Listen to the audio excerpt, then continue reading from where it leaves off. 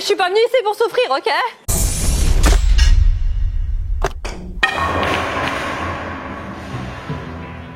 Salut les petits fous à la crème, maintenant que je vous ai parlé de ce phénomène très agaçant de l'explosion des HPI, je suis bien obligé d'évoquer l'autre étiquette complètement farfelue et qui est généralement associée abusivement avec le haut potentiel, l'hypersensibilité. Alors installez-vous confortablement parce qu'aujourd'hui on va débunker ce putain de concept de bullshit de merde! De merde! C'est de la merde!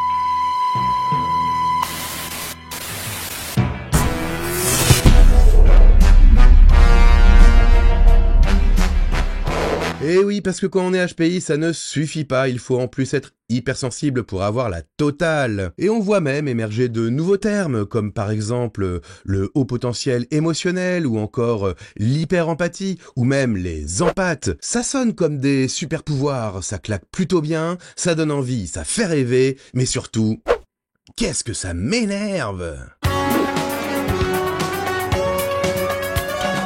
Bon alors, est-ce que ça existe, l'hypersensibilité? Alors ce n'est pas une catégorie habituelle des manuels de psychopathologie, donc ce n'est ni un syndrome psychiatrique, ni même une pathologie psychique reconnue en psychologie clinique. Le concept d'hypersensibilité est proposé par la psychologue américaine Helen Aron dans les années 90. On peut la définir comme une réaction particulièrement forte à des stimuli émotionnels ou sensoriels, c'est-à-dire les 5 sens, est souvent perçu comme exagéré par l'entourage. Alors ça peut se traduire par un envahissement émotionnel ou une intolérance au bruit, à la lumière, à certaines odeurs, etc. C'est comme si vous vous promeniez dans une rue où il y a des restaurants et en fait que la personne était assaillie d'odeurs et vomissait tous les 2 mètres ou tous les 20 cm parce qu'elle percevait tout de manière exacerbée et que ça, vraiment, ça fait répondre son système. Merci, Gaston. Pas fini. Oh, pardon, Gaston. Je vous fais toutes mes excuses, monsieur. Aujourd'hui, nous avons votre spécialité maison préférée. Alors oui, ça existe, je vous le confirme. Ah, voici le 3e seau et notre fille de salle. Mais le problème n'est pas là. Certaines études révéleraient que l'hypersensibilité concerne entre 15 et 30% de la population totale. 30%. Une personne sur 3. Ça fait pas un peu beaucoup? Le préfixe hyper désigne un caractère excessif. Le plus haut degré. C'est au-delà de super. Donc, ça signifie forcément que c'est rare. Exceptionnel. Mais jusqu'à une personne sur 3. Dans ce cas-là, il n'y a pas besoin de superlatif. On peut juste dire sensible. Ou très sensible, si vous préférez. Mais d'ailleurs, en VO, le terme original d'Helen Aron est Highly Sensitive Person, HSP, pour ceux qui aiment les sigles accrocheurs. On aurait certainement dû le traduire par haute sensibilité ou forte sensibilité, mais bon, avouez que ça claquait quand même beaucoup moins. Donc c'est la notion d'hypersensibilité qui a été retenue dans la traduction de ces ouvrages. Et ça explique probablement l'hyper-succès de cette notion ultra bullshit qui ne correspond même plus vraiment à la signification donnée par son auteur. Elle-même estime qu'environ 20% des gens seraient hautement sensibles, ce qui fait déjà beaucoup trop pour en faire une catégorie psychopathologique. Bonjour, Angélique. Émotive. Bonjour, Angélique. Bon, ensuite on a un problème avec la définition même de l'hypersensibilité. Est-il vraiment pertinent de regrouper dans la même catégorie des personnes très réactives à des stimuli sensoriels, irritables, intolérantes, avec des personnes très émotives ou empathiques? Il n'y a pas nécessairement de corrélation entre ces différents fonctionnements. Et même si on retient uniquement l'hypersensibilité émotionnelle, les chercheurs en distinguent déjà plusieurs formes, avec certainement des implications très différentes sur le psychisme. Par exemple, Sophie Brasseur distingue d'une part la réactivité émotionnelle, c'est-à-dire le seuil de déclenchement des émotions, la réaction physiologique, Oh merde. et d'autre part, l'intensité affective subjective, c'est-à-dire l'interprétation du vécu émotionnel, son traitement cognitif. Qu'est-ce qu'il y a, vous êtes malade en voiture? Non, c'est parce que quand je suis content, je vomis. Et là, je suis hyper content. Et Nathalie Claubert distingue également le degré de perception des émotions, les siennes et celles des autres, avec plus ou moins d'acuité. Allô, Christine? Christine? Oui. T'es chez toi, hein? T'es sûr? T'es sûr que t'es chez toi, là? Tu m'aimes, Christine? Est-ce que tu m'aimes? Oui. T'es dingue de moi, là? Oui. Du degré d'expression émotionnelle avec plus ou moins d'intensité. Ah d'accord, tu me largues en direct à la télé? Oui, c'est ça, oui. Comme une merde, quoi. Oui, comme une merde. Mais c'est dégueulasse! Oui, tout à Je vais fait. me retrouver seul comme un chien? Oui. Ah d'accord, bon bah salut alors! Salut. Donc on voit bien que ces différentes formes d'hypersensibilité émotionnelle et sensorielle n'ont juste rien à voir entre elles. Bah oui, on peut être à la fois alexithymique et colérique, empathique et froid, égocentrique et théâtral, etc. Bah oui, parce que ça n'a rien à voir. Bref, tout ça pour dire que dans l'absolu, une même personne pourrait être en même temps hypersensible et hyper insensible. Mais c'est absurde, mais dans l'absolu, c'est pas impossible. Comment on peut voir plus de 120 QI et vouloir des Noirs et des Arabes dans ce pays? C'est juste impossible. Et si vous vous reconnaissez dans toutes ces formes d'extrême sensibilité émotionnelle, eh bien vous êtes peut-être tout simplement hystérique. Mais ça, peux-tu seulement le comprendre? Peux-tu seulement le comprendre? Peux-tu seulement le comprendre? Ou bipolaire en pleine phase maniaque.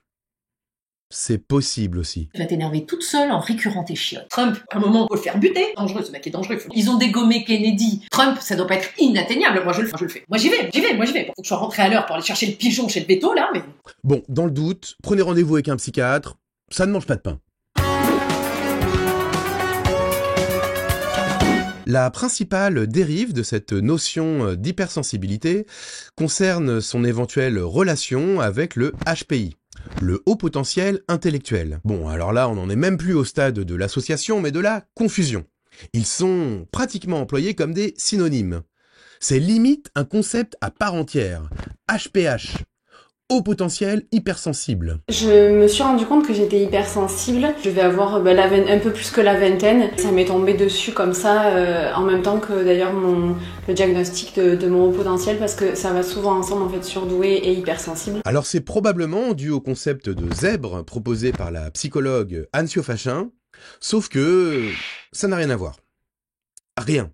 Absolument rien. Et sachant que le haut potentiel intellectuel correspond à 2,2% de la population totale, 2,2%, 20%. Y a pas comme un petit truc qui cloche, là? Et concernant la confusion très fréquente entre l'hypersensibilité et l'intelligence émotionnelle, et surtout son association avec le concept d'HPE, le haut potentiel émotionnel, bon alors celui-là, c'est le métabaron des concepts bullshit. Non, c'est le Super Saiyan 4 des concepts bullshit. L'intelligence émotionnelle ne fait pas encore l'objet d'une définition consensuelle, ni même de véritables outils d'évaluation, mais elle pourrait concerner notamment la capacité de gestion et de distanciation émotionnelle. C'est-à-dire exactement l'inverse de l'hypersensibilité. Docteur Banner, ça me paraît être le bon moment pour vous mettre en colère. Et voilà mon secret, Captain. Je n'ai jamais cessé d'être en colère. L'autre grande imposture du concept d'hypersensibilité est d'en avoir fait une espèce de catégorie fourre-tout dans laquelle à peu près n'importe qui pourrait se reconnaître, ou pas, avec un amalgame de critères qu'on peut facilement cocher par auto-persuasion. Et on rencontre des sujets qui, au prétexte qu'ils ne supportent pas le bruit ou la lumière, par exemple, et qu'ils pleurent devant des films à l'eau de rose, vont se persuader qu'ils sont aussi hyper empathiques, puisque ça fait partie du même pseudo-syndrome. Ah oui, c'est un gros package, généralement on a tout, quoi, on n'est pas juste un peu hypersensible, on va être en plus hyper empathique, HPE, et pourquoi pas TDAH et autiste tant qu'on y est, bref. C'est souvent quand même des espèces de grosses paupiettes de bordel, quoi. D'ailleurs, c'est même contradictoire de penser que les personnes les plus intolérantes et les plus irritables seraient aussi les plus empathiques. Je vous rappelle que l'empathie désigne la capacité à percevoir les émotions de l'autre. Je peux pas faire comme si ils existaient pas, comme la majorité des gens. C'est un truc que j'ai jamais réussi à faire. Comment ça va ?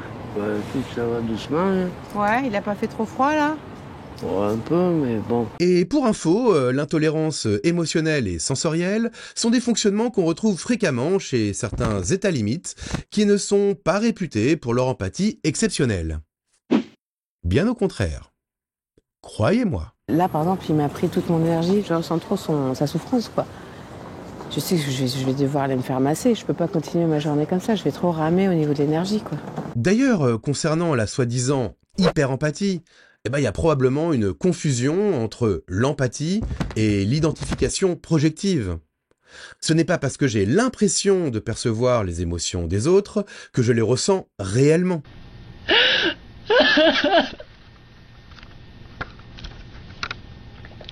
Leave Britney Spears alone right now! Et c'est très agaçant cette notion d'hyper-empathie parce que pour nous, les psys, l'empathie est un outil de travail.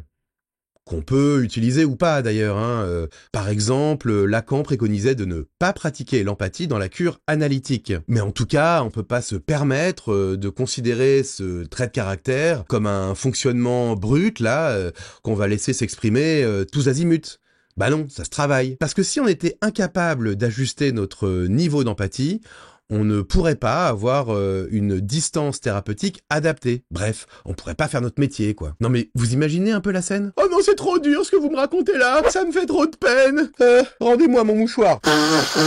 Merci. En fait, l'hypersensibilité, ça permet de faire du neuf avec du vieux. L'intolérance sensorielle et émotionnelle sont des symptômes qu'on retrouve fréquemment dans des catégories psychopathologiques classiques. Et si on regroupe les personnes présentant un trouble anxieux généralisé, les introvertis, les dépressifs, les bipolaires et les personnalités histrioniques, paranoïaques et borderline, on doit arriver grosso modo à environ 15 à 30% de la population totale.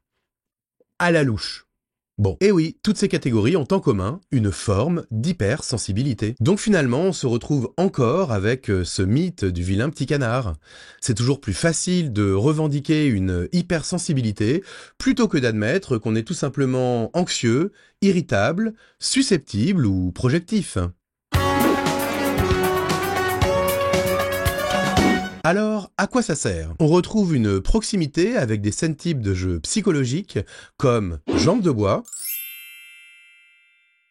mais surtout, c'est affreux. Et dans le triangle dramatique, on observe à peu près la même évolution que pour le concept de HPI. Je m'inscris dans une position de victime qui éprouve une sensation intolérable. Le persécuteur est le stimulus à l'origine de cette sensation insupportable, et le concept d'hypersensibilité agit comme un sauveteur qui apporte une légitimité à ma réaction excessive. Elle n'est plus exagérée puisqu'elle correspond à ma nature profonde. C'est pas de ma faute, je suis juste dessiné comme ça. Et puisque je suis légitime, je peux tout à fait aller persécuter la personne responsable du stimulus. Elle fait trop de bruit, ou elle me fait de la peine alors qu'elle sait très bien que je suis hypersensible. L'auteur du préjudice devient donc ma victime, mais souvent il va estimer que j'exagère et redevenir mon persécuteur. Ce qui me ramènera à mon statut initial de victime. Encore une fois, tout ça pour ça. Et cette évolution dans le triangle me permettra de renforcer un scénario de vie type l'enfer c'est les autres, ou on ne fait jamais attention à moi, ou encore tous des salauds. Alors ça c'est injuste, c'est vraiment trop injuste. Je validerai ainsi une position de vie plus-moins, ou moins-moins. En gros, quelle que soit l'estime que j'ai pour moi-même, les autres ne valent pas mieux.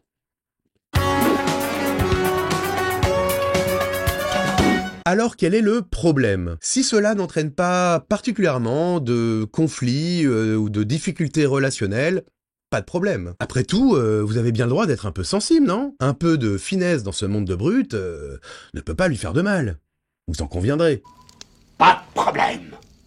Mais ce concept véhicule l'idée que ce ne serait pas à vous de vous adapter à l'environnement, mais à l'environnement de s'adapter à votre fonctionnement. Et cette sensation de légitimité de vos réactions risque de vous rendre encore plus susceptible, irritable, intolérant, bref, casse-couille. Et au final, vous pourriez vous sentir isolé, déconsidéré, incompris, voire même rejeté par votre entourage. Tu fais chez moi à 3h du matin, toi? Tu crois qu'on vient chez les gens à 3h du matin? Oh, arrête d'être susceptible pour tout, là. Pourquoi t'es à poil avec mon chat? Je suis seul contre tous. En fait, tout dépend de ce que vous allez faire de cette étiquette. Et vous pouvez retenir cette citation de Daniel Lagache: « L'individu adapté est celui qui cherche à résoudre ses conflits. L'individu inadapté est celui qui érige ses conflits en normes. » Voilà, la balle est désormais dans votre camp, faites-en ce que bon vous semble. Si le sujet vous intéresse, je vous mets en description la vidéo très personnelle de l'ami Va te faire suivre, qui propose des pistes de traitement de l'hypersensibilité émotionnelle. À bientôt pour un prochain sujet qui m'énerve, et en attendant, prenez soin de vous, mais pas trop.